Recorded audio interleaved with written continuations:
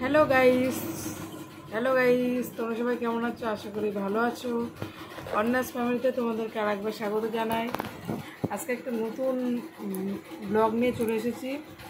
আজকে একটু বাবার বাড়ি গেছিলাম ঘুরতে, ওখানে যে একটু শপিং হয়েছে, পুজোর কেনাকাটা করেছি, আর খাওয়া দাওয়া ঘোরা সমস্ত কিছু তোমরা দেখতে পারবে এই ব্লগটাই।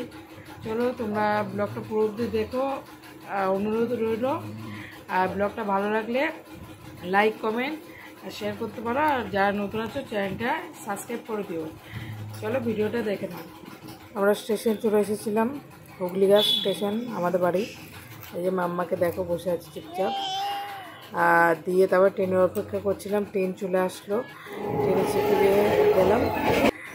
এখন যাবো নৈহাটি, নৈহাটি থেকে শান্তিপুর ট্রেন দিয়ে আমার বাবার বাড়ি পুরুলিয়া যেয়ে তারপরে ওইখানে কিছু কেনাকাটা করবো, খাওয়া দাওয়া করবো।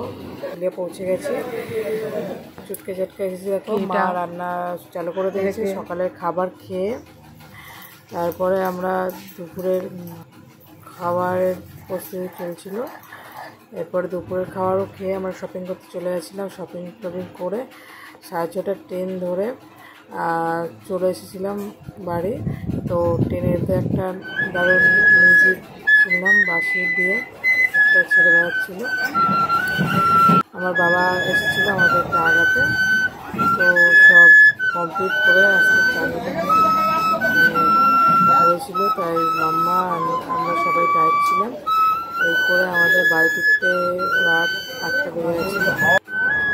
এই ছিল আমাদের ব্লগ, দেখো তোমরা।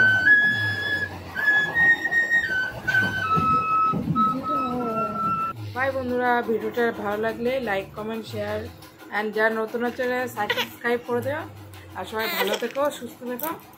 টাটা, বাই করে দাও, টাটা টাটা।